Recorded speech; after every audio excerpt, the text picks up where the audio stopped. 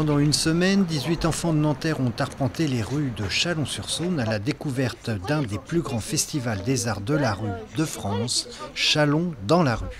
Le séjour Chalon-sur-Saône qui existe depuis 2010 a pour vocation d'emmener les enfants au Festival transnational des arts de la rue. Ce n'est pas forcément des enfants qui ont l'habitude de voir des spectacles. Donc notre premier objectif, c'est de les accompagner au spectacle.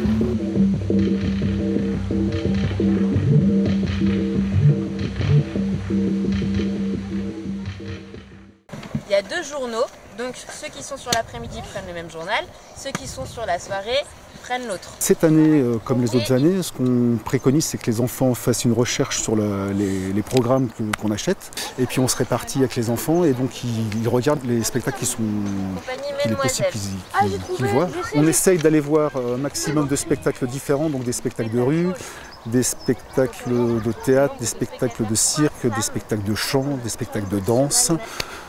Et tout ce qui se produit à Chalon. Il y a aussi des spectacles de marionnettes. Voilà, on essaie d'avoir un panel le plus complet possible.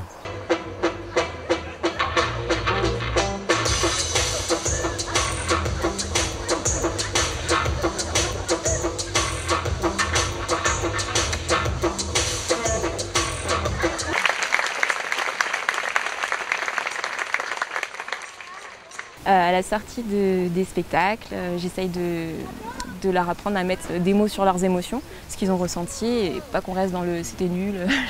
Voilà, on a le droit de ne pas aimer, mais on dit pourquoi, on a le droit d'adorer, mais on essaye aussi de savoir qu'est-ce que ça a éveillé en nous, pourquoi ça leur a plu et à quoi ça les renvoie. Enfin, voilà. Ça permettait aussi de préparer les entretiens avec les artistes quand on avait la chance de les rencontrer. Vous étiez vraiment sous la terre ou il y avait une trappe ou quelque chose d'autre? Alors oui, j'étais vraiment sous la terre, je suis allongée sur le plancher. Et après, c'est comme à la plage, quand on s'amuse à se recouvrir de sable, et ben, les filles, elles me recouvrent de terre.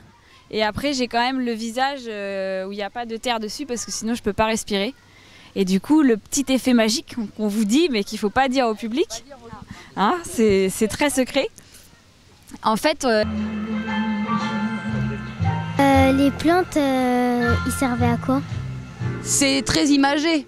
C'est trois femmes qui arrivent sur une terre aride. Et nous, on essaye de remuer tout ça, comme ça se remue à l'intérieur, pour rendre cette terre un peu fertile.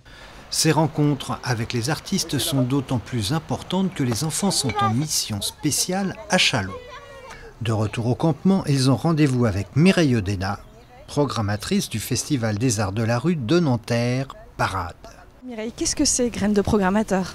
Alors, Graines de programmateur, c'est un séjour à Chalon dans la rue qui existe depuis 2010, où un groupe d'une vingtaine d'enfants vient donc sur la totalité du festival et a une mission, celle de sélectionner des spectacles que ensuite j'essaye d'en programmer un sur l'édition suivante de Parade. Les enfants font vraiment ça avec beaucoup de sérieux.